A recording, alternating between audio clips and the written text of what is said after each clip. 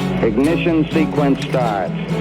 6, 5, 4, 3, 2, 1, 0. Liftoff. We have a liftoff.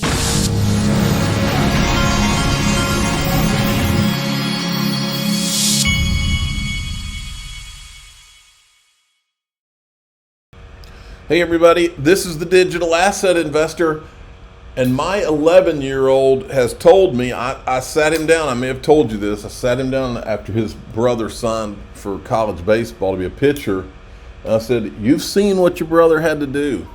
If you want to make that kind of commitment to work, and to work really hard, then I will get in the cage with you just like I did with him, 3 days a week. We're going to hit 3 buckets of balls every time we do it. And he's a switch hitter, so we're gonna do both sides. I said, first, pick out your favorite hitter. Who do you want to model yourself after? And he said Chipper Jones. So we have literally started Operation Chipper Jones to duplicate this swing right here on both sides of the plate, because Chipper Jones was a switch hitter for the Braves.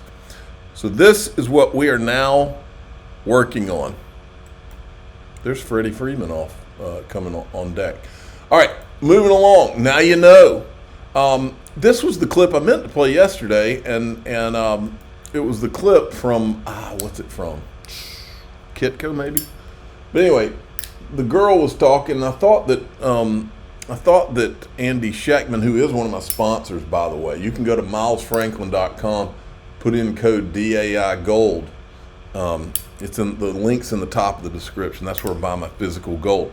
But this is the clip where Andy Scheckman's talking. Kristalina Georgieva, the head of the IMF, come out and say if a CBDC not pegged to something would just be fiat. What is the only other tier one asset? Gold. I think that there's a very high probability that you also see the West or the IMF issue some form of a digital currency also pegged to gold using distributed ledger technology and gold, showing the veracity and the immutability on the ledger and backing it. So I don't know where they are, but we are moving in that direction. There's no question about it. We keep getting updates from the finance ministers that indeed this is what they are working on, and they want everyone to come back to the meeting here in August in Russia and report their findings. But I think indeed when you see these are the countries that have been massively accumulating it for a long time and repatriating it, that it is on the docket. It is how you inspire confidence, but not until it's time. So what have they been doing in the meantime? Trading in local currencies and buying gold and oil instead of U.S. treasuries. They're not going to tell us exactly when they're going to release it until they release it. But I think any system, whether it be from the West or from the rest of the world that wants to have credibility, has to be something where immutability and veracity come together. That's gold and blockchain technology.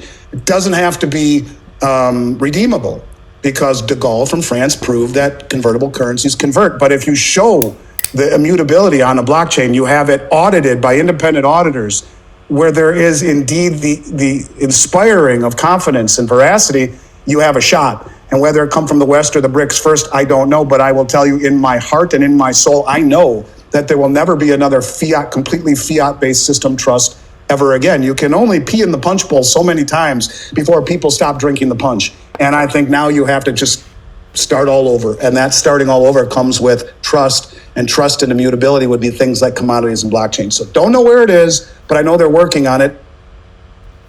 All right. Then we've got this right here. Here's Linda P. Jones. For those of you that don't follow, you need to go follow Ray Fuentes at Ray_Fuentes with 3 1s. Okay. Ray just started his own YouTube channel. Just go type in Ray Fuentes on YouTube. He's a friend, known him for a long time, and a good guy, and he knows his stuff. So here is Linda P. Jones on his show talking about Ripple. Before some other companies do, such as Ripple. So I think the legislation has to come in that will make stablecoins real money. That will allow those companies to be registered and scrutinized, audited, et cetera. I mean, they already are at another level when they have their IPO.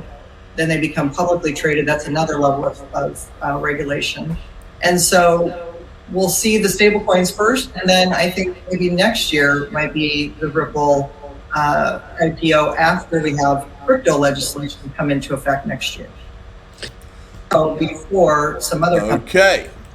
Then we got this from Brad Garlinghouse yesterday. As many have noticed, and some have already pointed out, there have been numerous misleading and some factually inaccurate headlines describing the decision made by California judge yesterday in the class action lawsuit about XRP. I'm happy to see some correcting them. I wish I could link them all here. To be absolutely clear, this is a big win. All class action claims in the suit were dismissed, and absolutely nothing in the decision negates or changes the fact that XRP is in and of itself not a security per the New York decision. The CA ruling dismissed all allegations that Ripple had somehow violated federal securities law by selling XRP. As for the single state law claim that they will now be scheduled for trial, the sole plaintiff didn't buy XRP directly from Ripple and can't say if he even heard the statement before he traded and only owned a couple hundred XRP. This was a clear example of the trolls that unnecessarily tried to take advantage of the U.S. legal system and distort statements to seek hundreds of millions of dollars in class action settlements. And lastly, regarding any misleading statements, I stand by what I said, and I'm looking forward to shedding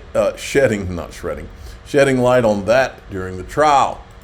Then we have this. He was on with CNBC yesterday. This is an industry that has been behind in Washington and really been on the defensive from some, I think, uneducated and sometimes intentionally or not, I'm not sure, but really those who are trying to kill crypto in the United States at a time when we want the U.S. to be one of the financial centers of this next generation technology. Now check this out. The AMM pool's total value locked is now 16 million XRP plus 600,000 XRP in just 2 days. It's growing. Look at Vandal. Look at Black Swan Capitalist.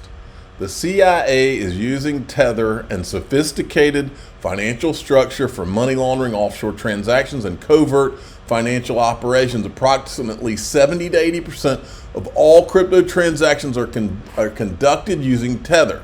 The reason authorities and policymakers didn't crack down years ago on Tether is because of this stablecoin. If this stablecoin loses its peg or collapses, it will trigger widespread panic and sell-offs, severely destabilizing the entire crypto market and completely interfere with their nefarious activities that Tether is being used for. The loss of trust in Tether would lead to liquidity issues, massive price volatility, and a catastrophic market crash. That's why they haven't done it yet. And when they do, it will be deliberate and potentially blamed on something that is out of their control. That's what I think they're going to do. But I think they're going to do it when they have the setup with what the new financial system's really going to be, so that all that liquidity will have a legit place to go. Ryan Selkis is a man on fire, folks. Look at this. I heard today that the balding, decrepit Hillary criminal Gary Gensler was considering not resigning when Trump wins re-election, as is custom. No surprise from the Bolsheviks, but A, Masari will destroy the SEC. B, you'll go to prison, Gary Gensler. It's pretty unbelievable, some of the things he's saying, but I like it because Gary deserves all of it. Now, this came out yesterday. SEC closed the book on its Ethereum 2.0 investigation, but legal questions remain. So there are several different things around staking and MetaMask and all of that. But as you and I know, ETHgate's where the real bodies are buried. And so I said there are also some regulatory capture questions that remain. ETHgate. And I retweeted the CPAC where they're going after Bill Hinman's, or they're filing complaints with the New York and the California bar over Bill Hinman. Now, this is Consensus's lawyer. Listen to this clip. This development signifies for the industry, if anything at all?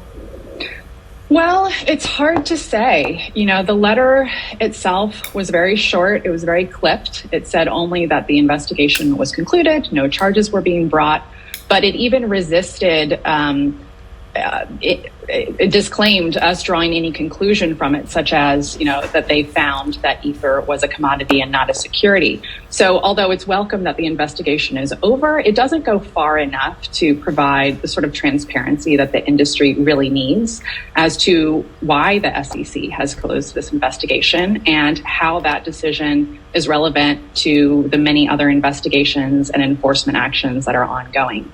So although we're pleased with the result, it just doesn't go far enough. All right, and here's another part of this. I want you to watch what she says here. Development for Consensus this week. In a blog post on Tuesday, Consensus against the crypto consensus industry as a whole. Consensus. It's the right result. It's the result that we should have happened a year ago. It's a result that we're trying to seek in our lawsuit. So we're very pleased that this happened. But of course, the fight isn't over. The Ethereum investigation was just one of 3 investigations that Consensus has been. Whoops. One of 3. Now, folks, when I started DAIXRP.com, I started it. The main reason I started it was real simple: censorship. I had been kicked off of the X platform, and worse than that, there's not any one social media platform that has censored us continually for all these years. Well, I'm not going to say the name, but you know the name. The one that censors more than any of them. And there's one topic, since I started in this, there's one topic that they will not let me talk about. If I talk about it, I get in trouble. Okay? This is pure evil that's going on in our country, folks. Pure evil. Because things that there's no reason on earth why we shouldn't be able to talk about them. We're not able to talk about them. And now one of them is being tied in with the petrodollar conversation, and that's what we're going to talk about in DAIXRP.com. And there's no way I could talk about that out here. No way. It wouldn't be allowed. So we're going to talk about it in DAIXRP.com. I'm the digital asset investor. I'm not an investment advisor. This is for entertainment purposes only. Please subscribe, hit the like button, tell your friends and family. Wait till you see this, because I'm one of those people that rolled their eyes 5-10 years ago if you brought what I'm about to talk about up, but I'm not now. Here we go.